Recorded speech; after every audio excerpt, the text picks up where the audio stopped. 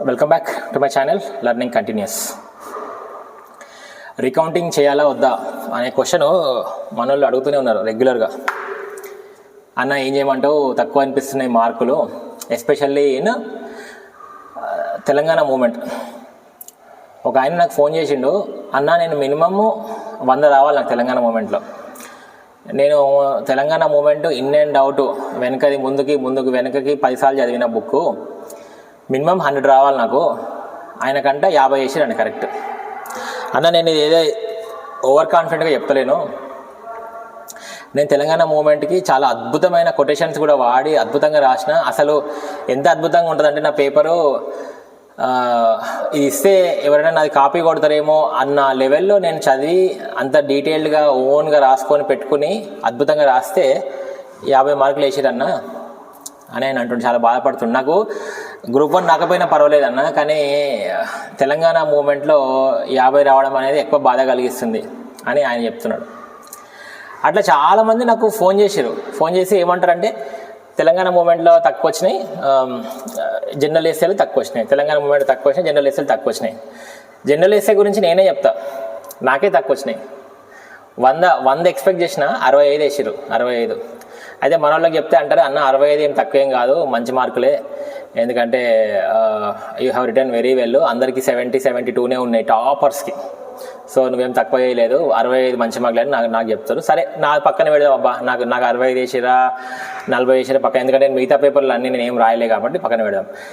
కానీ జెన్యూన్గా రాసి జెన్యూన్గా దీని మీద ఎక్స్పెక్టేషన్ పెట్టుకున్న వాళ్ళు, లైక్ తెలంగాణ మూమెంట్ కానీ జనరల్ ఎస్ఏ కానీ, వాళ్ళకి ఇబ్బంది అండి, వాళ్ళకి ఇట్స్ చాలా ఇబ్బందికరమైన విషయమే. ఇప్పుడు రీకౌంటింగ్ అనే మా ప్రశ్న వస్తే ఒక క్వశ్చన్ అడుగుతా. ఇద్దరు చేసారు కదా evaluators, 2 evaluators have done the counting. ఇద్దరు ఎవాల్యుయేట్ చేసినప్పుడు ఆ ఎవాల్యుయేటర్స్కి కౌంటింగ్ చేయరాదు అని మనం అనుకుంటామా అండి? వీళ్ళు ఏమంటారు, టీజీపీఎస్సీ వాళ్ళు మినిమం ప్రొఫెసర్స్తో చేయించినాము అని వాళ్ళ వాదన. మరి ఒక ప్రొఫెసరు కౌంటింగ్ చేయకుండా తప్పులు చేస్తాడు అని మనం అనుకునే అవకాశం ఉందా? అఫ్కోర్స్ బయట డిబేట్ నడుస్తుంది, మీరు ప్రొఫెసర్తో చేయించలేరు, డిగ్రీ కాలేజ్ స్టూడెంట్స్తో చేయించారు, ఎవరితో చేయించారు అని అంటున్నారు. పక్కన పెడదాం, అన్ని పక్కన పెడదాము, యాజ్ పర్ టీజీపీఎస్సీ బాధను బట్టే పోదాం. మేము ప్రొఫెసర్లతో చేయించాము అంటున్నారు. మరి ప్రొఫెసర్లతో చేయించినప్పుడు ప్రొఫెసర్లు కరెక్ట్ చేస్తారా తప్పు చేస్తారా కౌంటింగ్? ఇద్దరు ప్రొఫెసర్స్ ఎందుకు తప్పు చెయ్యరు అంటున్నా అంటే, ఒకవేళ ఇద్దరు కౌంటింగ్ మధ్యలో 15 మార్క్స్ కంటే ఎక్కువ తేడా వస్తే, if the difference between 2 evaluators marks are more than 15, then there will be third evaluator అని టీజీపీఎస్సీ చెప్పింది. సో సచ్చినట్టు ఇద్దరు ఎవాల్యుయేటర్స్ మంచిగా కౌంట్ చేస్తారు, డౌట్ లేదు.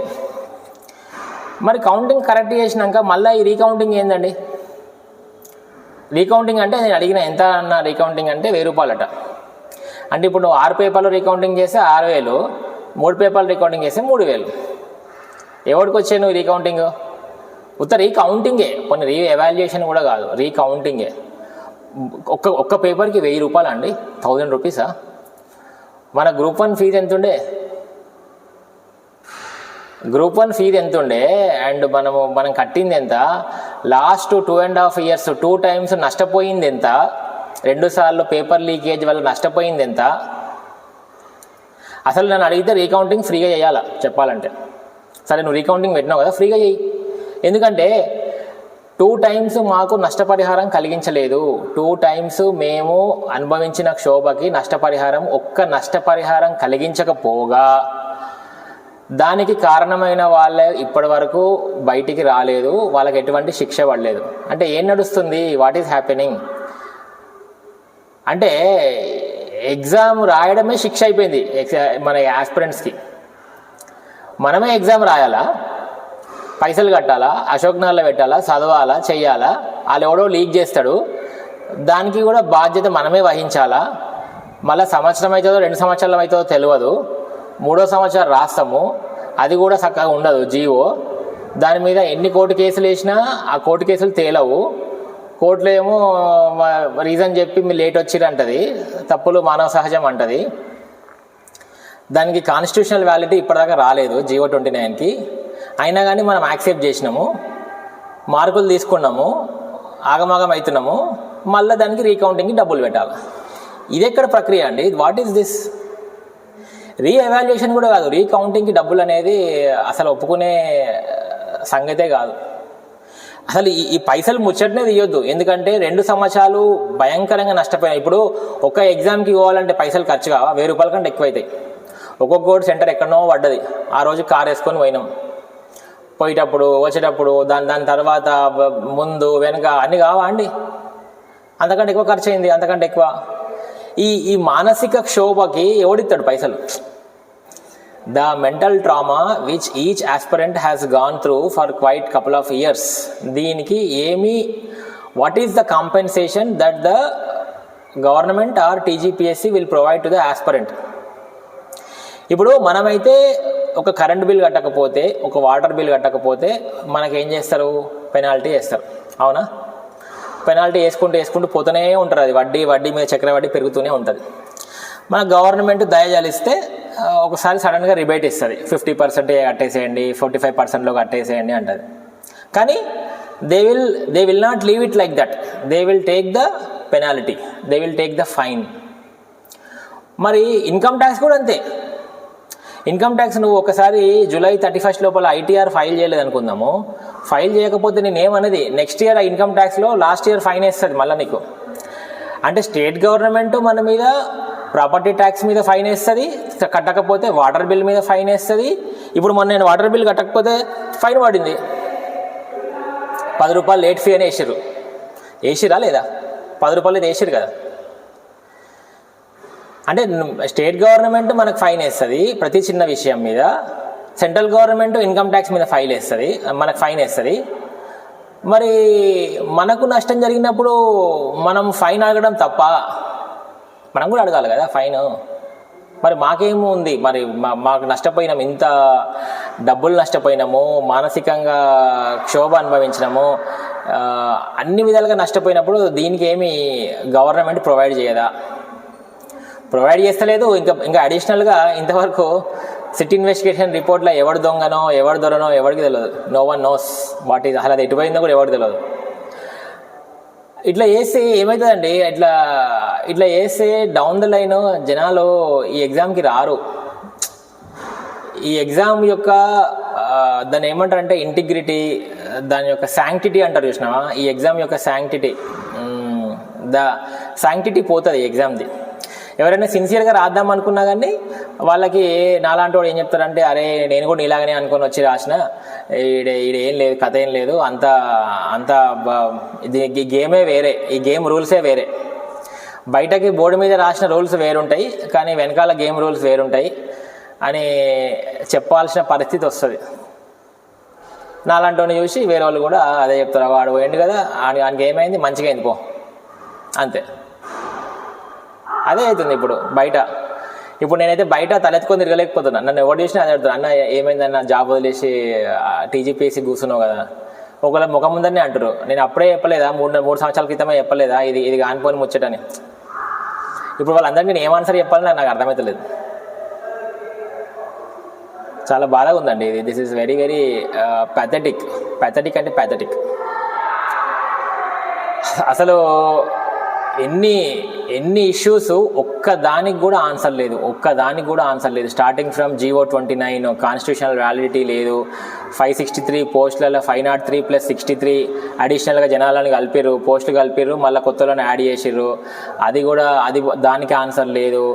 ST రిజర్వేషన్ కేసు 6 నుంచి 10% ప్రెసిడెంట్ ఆమోదం ముద్ద లేకుండా వాళ్ళని తెచ్చిర్రు, ఇది చేసిర్రు. ఈ రిజర్వేషన్కి అగేన్స్ట్ కాదు మనం, కానీ ఒక పద్ధతి ఫాలో కాలేదు. ప్రెసిడెంట్ సంతకం లేకుండా, ఆమోద ముద్ర లేకుండా వీళ్ళు ముందుకు పోయిరండి. అట్లా ఎక్కడన్నా అవుతుందా అండి? మన రిజర్వేషన్కి అగేన్స్ట్ కాదు, వీఆర్ నాట్ అగేన్స్ట్ రిజర్వేషన్, కానీ ఒక ప్రాసెస్ ప్రకారం పోవాలి కదా.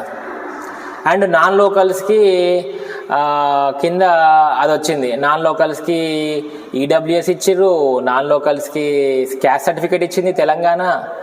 మరి ఇదేంటిదండి? ఇదేం లెక్క? ఒక సైడ్ ఏమో నీళ్లు నిధులు నియామకాలని చెప్పారు, మరి నియామకాలలో నువ్వు అప్పుడేమో లోకల్స్ని రెచ్చగొట్టి నాన్ లోకల్స్ పైన ఉద్యమం చేయించారు, ఇప్పుడేమో నాన్ లోకల్స్కి మెల్లగా ఇలా ఇంక్లూడ్ చేస్తున్నారు. మరి ఇది ఎట్లా అండి?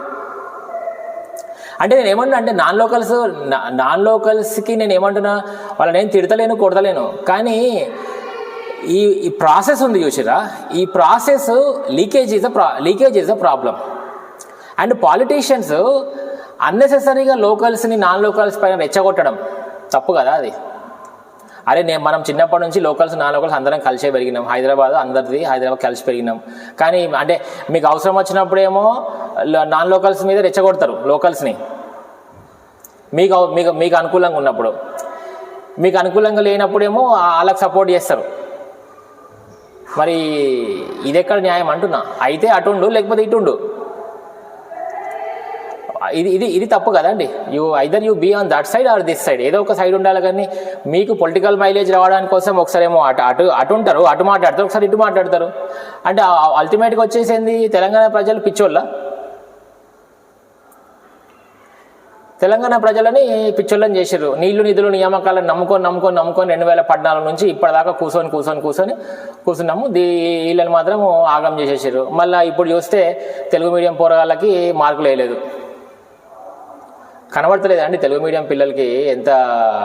ఇప్పుడు అదే అడిగారు కదా, ఫస్ట్ 100లో తెలుగు మీడియం ఎంతమంది ఉన్నారో చెప్పలే. మొన్న టీజీపీఎస్సీ 5 పేపర్స్ ఇది ఇచ్చింది అవుట్పుట్, ఏది అరే మేము ఇది చేసినాం అది చేసినామని. 100లో మెయిల్స్ చెప్పింది, ఫీమేల్ చెప్పింది, అది చెప్పింది ఇది చెప్పింది, కానీ 100లో తెలుగు మీడియం వాళ్ళు ఎంత, 500లో తెలుగు మీడియం వాళ్ళు ఎంత చెప్పలేదు. తెలుగు మీడియం వాళ్ళు అందరూ బాధపడుతున్నారండి. తెలుగు మీడియం వాళ్ళు ఈ విధంగా అయితే ఎంత కష్టమండి తెలుగు మీడియం వాళ్ళకి. నేను I'm coming from English medium, మీకు గుర్తుందో లేదో, చాలామందికి గుర్తుంటుంది నాతో పాటు చదివిన వాళ్ళకి. 2022లో మనకు నోటిఫికేషన్ వచ్చినప్పుడు మనము ఫిబ్రవరిలో నేనే లీడ్ చేసిన. అప్పుడు ఫిబ్రవరిలో మనం టీజీపీఎస్సీకి వెళ్ళి తెలుగుని కూడా ఒక క్వాలిఫైయింగ్ పేపర్గా పెట్టాలి అని ముందుండి పోరాడింది నేను కూడా ఉన్న దాంట్లో. నేను ఇంగ్లీష్ మీడియమే వస్తున్నా, ఇంగ్లీష్ మీడియం వచ్చినప్పటికీ తెలుగు క్వాలిఫికేషన్ ఉండాలి అని గట్టిగా పోరాడిన దాంట్లో నేను కూడా ఉన్నా. యాక్చువల్గా నేను పోరాడకపోయింటే ఇంకా మంచిదే, ఇంగ్లీష్ మీడియం వాళ్ళకే బెనిఫిట్ అయ్యేది. కానీ అది కరెక్ట్ కాదు కదా. ఎందుకంటే రేపు నువ్వు తెలంగాణ స్టేట్లో పనిచేయాలంటే మినిమం తెలుగు రావాలా. వాడు ఎవడైనా కానీ, maybe he might come from a very big school, వాడు ఎక్కడి నుంచైనా రావచ్చు, అమెరికా నుంచి రావచ్చు, ఆస్ట్రేలియా నుంచి రావచ్చు, కానీ he needs to know Telugu. Minimum Telugu రావాల్సిందే.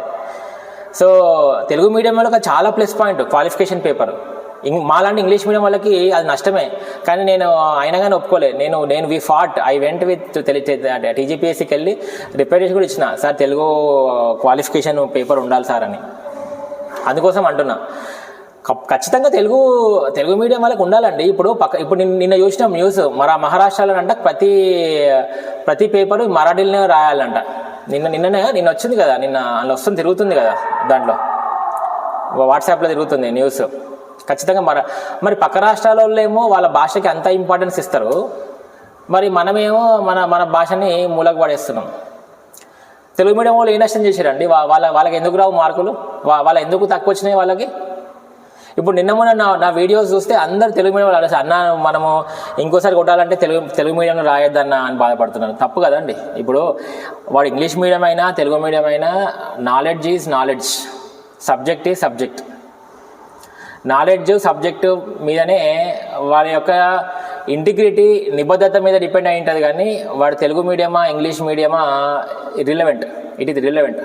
మీరు ఈ ఎగ్జాంపుల్ చెప్తా మీకు. 12th పాసా 12th ఫెయిల్ సినిమా ఉంది కదా, రీసెంట్గా వచ్చింది కదా యూపీఎస్సీది. అందులో అతను ఇంటర్వ్యూలో కూర్చుంటే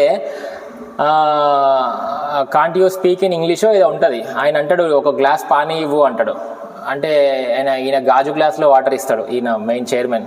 అంటే ఆ అబ్బాయి అంటాడు, హీరో అంటాడు, నాకు గాజు గ్లాస్లో వద్దు స్టీల్ గ్లాస్లో కావాలంటాడు. అయితే ఈయన అంటాడు, ఏ గ్లాస్ అయితే ఏంది, నీళ్లు మంచుకుంటే చాలు కదా అంటాడు. కరెక్ట్, నేను అదే అంటున్నా.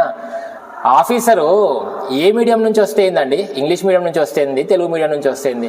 అల్టిమేట్గా ఆఫీసర్స్ క్లీన్గా ఉండాలా, సాఫ్గా ఉండాలా, నీతిగా ఉండాలా, నిజాయితీగా ఉండాలా. మరి తెలుగు మీడియం వాళ్ళు ఎందుకు వెనుకకు పోయారండి? వాట్ ఈస్ ద రీజన్ చెప్పండి ఒకసారి. అంటే ఇప్పుడు ఇట్లా అడిగితే ఇదా అండి కోపం వస్తుందేమో, ఇట్లా అడిగితే ఎవడరా ఇడు. సో చాలామంది అతను మాట్లాడుతున్నారు, అందుకోసం అంటున్నా. చాలామంది మాట్లాడుతున్నారు. ఇది బాధాకరమైన విషయం అండి. నేను ఎట్లయినా గేమ్లోకి వెళ్ళి అవుట్ అయిపోయినా కానీ పాపం సిన్సియర్గా చదివిన వాళ్ళు, లాస్ట్ మినిట్లో చదివిన వాళ్ళు చాలా. నిన్న ఒక అమ్మాయి చెప్తుంది, ఆమెనంట విత్ ప్రెగ్నెన్సీ కరెక్ట్ ఎగ్జామ్స్ టైంలోనే ఆమెకి డెలివరీ డ్యూ డేట్ వచ్చింది. ఇప్పుడు 2 సంవత్సరాలుగా అంతా ఇదైపోయి ఇట్లాంటి విషయంలో వచ్చినప్పుడు వాళ్ళకి ఎంత ఇంట్రెస్ట్తో చదివిన వాళ్ళు ఇట్లాంటి ఫ్యామిలీ ప్రాబ్లమ్స్తో ఎట్లా రాయగలుగుతారు చెప్పండి నాకు ఒకసారి. ఒక మంచి ఒక 9 months ఆఫ్ ప్రెగ్నెన్సీ, ఒక మంచి మదర్హుడ్ ఎంజాయ్ చేయాల్సిన టైంలో ఆమె ప్రెజర్ తీసుకుంది. అవునా కదా? It is a very very good thing కదా. 9 months she has to enjoy that parenthood, motherhood. ఎంత ప్రశాంతంగా ఉండాల్సిన సమయంలో ఆమె ప్రెషరు, అసలు ఎగ్జామ్ అవుతుందా కాదా అని కరెక్ట్ టైంలో ఇది వాట్ ఈస్ దిస్ అండి? ఎప్పుడో 2 years బ్యాక్ అయిపోయాల్సిన ఎగ్జాము ఇట్లా చేస్తే ఇది కాదా? అంటే ఇవన్నీ కూడా ఎందుకు చెప్తున్నా అంటే ఇవన్నీ కనపడనివి ఇవన్నీ. మీకు కనబడతలే, టీజీపీఎస్సీ కనబడతలే, గవర్నమెంట్ కనబడతలేదు. మీరు పబ్లిక్ని you have taken it for granted తీసుకురు కాబట్టే ఇంతవరకు 2 సంవత్సరాలుగా మాకు జరిగిన నష్టాన్ని ఎవ్వరూ దానికి కాంపెన్సేట్ చేయలేదు, కాంపెన్సేట్ చేయాలని ప్రయత్నించట్లేదు. కనీసము మీరు కాంపెన్సేట్ చేయకూడదు, కనీసం అట్లీస్ట్ ఒకసారి అసెంబ్లీలో సార్ 2 years ఈ పోరాలు నష్టపోయారు, మనం వీళ్ళకి ఏమైనా చేద్దాం అని ఒక్క మాట కూడా అంటలే. నా బాధ అది కదా. మీరు చేయకపోయినా మేము యాక్సెప్ట్ చేసినాం, కానీ ఆ ఒక్క మాటతోనే మాకు ఆనందం వస్తుంది. అది కూడా అంటలే మీరు. కంపెన్సేట్ చేయలేదు, మాట కూడా అనట్లేదు. అండ్ మీకు తెలియని స్టోరీలు ఇందాక చెప్పినట్టు మస్తుగా ఉన్నాయి. ఇట్లాంటి ఇందాక చెప్పిన కదా ఒక స్టోరీ, అది ఒక ఎగ్జాంపుల్ అంతే. అది ఇక నాలాంటి వాళ్ళు అయితే మంచి జీతాలు వదిలేసుకొని, కార్పొరేట్ ఉద్యోగాలు వదిలేసుకొని ఇంట్లో తిట్లు తినుకుంటూ చాలా నష్టపోయి కూర్చున్నారు. ఒక ఫెయిల్యూర్గా మిగిలిపోయారు సొసైటీలో. దీనికి ఎవడు ఆన్సర్ చెప్పాలా అనేది నా పాయింట్. సీఎం ఆన్సర్ చెప్తారా, సీఎం గారు చెప్తారా, టీజీపీఎస్సీ చైర్మన్ గారు చెప్తారా, లేకపోతే టీజీపీఎస్సీ మెంబర్స్ చెప్తారా, లేకపోతే అశోక్ నగర్ ఇన్స్టిట్యూషన్స్ హెడ్స్ చెప్తారా, లేకపోతే మా పేరెంట్స్ చెప్తారా, మా ఫ్యామిలీ మెంబర్స్ చెప్తారా అండి? Who has to tell this answer? ఇట్లా ఉన్నాయండి. ఇదంతా రోజు వింటున్నా రోజు ఇవే వినిపిస్తున్నాయి. ఎంత వద్దు, ఎంత టీజీపీఎస్సీ గురించి మాట్లాడొద్దు అన్నా కానీ ఇప్పుడు నిన్న ఇంకోటి వచ్చింది. 21,000 మంది చిల్లర ఎగ్జామ్ రాస్తారట. వాళ్ళ ఓవరాల్ పర్ఫార్మెన్స్ 20,000 మంది మాత్రమే నెంబర్ చూపిస్తున్నారు. మరి 932 మెంబర్స్, 932 నాకు గుర్తుంది, 932 మెంబర్స్ గాయబ్ అయిపోయారు. ఈ 932 ఎటు పోయారు? వాళ్ళు అన్క్వాలిఫైడా? అంటే ఒక పైన ఒక నెంబర్ ఇస్తున్నావు, కింద ఒక నెంబర్ ఇస్తున్నావు, మధ్యలో గ్యాప్ ఉంది చూసినావా? ఈ ఎటువేరు ఈ నెంబర్? వీళ్ళు అన్క్వాలిఫైడ్ అని మెన్షన్ చేయి. At least these people haven't qualified for English exam అని మెన్షన్ చేయి. నువ్వు అట్లా నువ్వు సగం ఆన్సర్ ఇస్తే ఇట్ ఈజ్ అసలు little deviation is a scope for mistake. చిన్న డీవియేషన్ కూడా ఉండొద్దు ఎగ్జామ్లో, చిన్న డీవియేషన్ కూడా ఉండొద్దు. అది ఇట్ ఈజ్ ఒక్కటి చాలు. ఆల్రెడీ పబ్లిక్ ఫ్రస్ట్రేషన్లో ఉన్నారు. ఏ చిన్న మిస్టేక్ వచ్చినా కానీ దాన్ని మన వాళ్ళు అగజోడు ఇట్లనే అని తప్పు పడతారండి. మీరు నిజంగానే తప్పు చేయలేకపోయి ఉండొచ్చు, మీరు చేయలేదు అనుకుందాం, కానీ ఒక స్మాల్ డీవియేషన్ విల్ క్రియేట్ ఇది వాళ్ళ మైండ్లో ఒక పురుగును క్రియేట్ చేస్తుంది. అరే ఏదో జరిగింది, చూడు తప్పు జరిగింది, ఇట్లా కాబట్టి ఈ నెంబర్లు ఎటు పోయినాయి అట్లా. సో మరి ఈ వీటిని ఎందుకు రెక్టిఫై చేయరు అనేది నాకు ఇప్పటికీ అర్థం కాదు. ఎంతమంది కొట్లాడతారండి? ఆల్రెడీ గట్టిగా వాదిస్తున్నారు, యూట్యూబ్లో కొట్లాడుతున్నారు, అన్నీ చేస్తున్నారు. నాలాంటి వాళ్ళు ఏమో రిక్వెస్టింగ్ అడుగుతున్నారు, అయినా కానీ ఎటువంటి ఆన్సర్స్ లేవు. వాళ్ళు చేసే కథలే వాళ్ళు చేస్తారు అట్లా. సో టు సమ్మరైజ్ ఏంటిదంటే, రీకౌంటింగ్ వల్ల పెద్ద ఏం ఉపయోగం ఉండదండి. రీకౌంటింగ్ వల్ల పైసలు పోక తప్ప నాకు అనిపించేది అయితే అందులో పెద్ద పైసలు ఇదేం కాదు. ఆ 2,000 రూపాయలు 3,000 రూపాయలు ఉంటే కనీసం మీరు బిర్యానీ తినొచ్చు, కానీ దానివల్ల ఏం ఉపయోగం అయితే ఏం ఉండదు. అది నా పాయింట్. అదండి. సరే, thank you very much for watching my video. This is ఆయితే బొమ్మ సైనింగ్ ఆఫ్.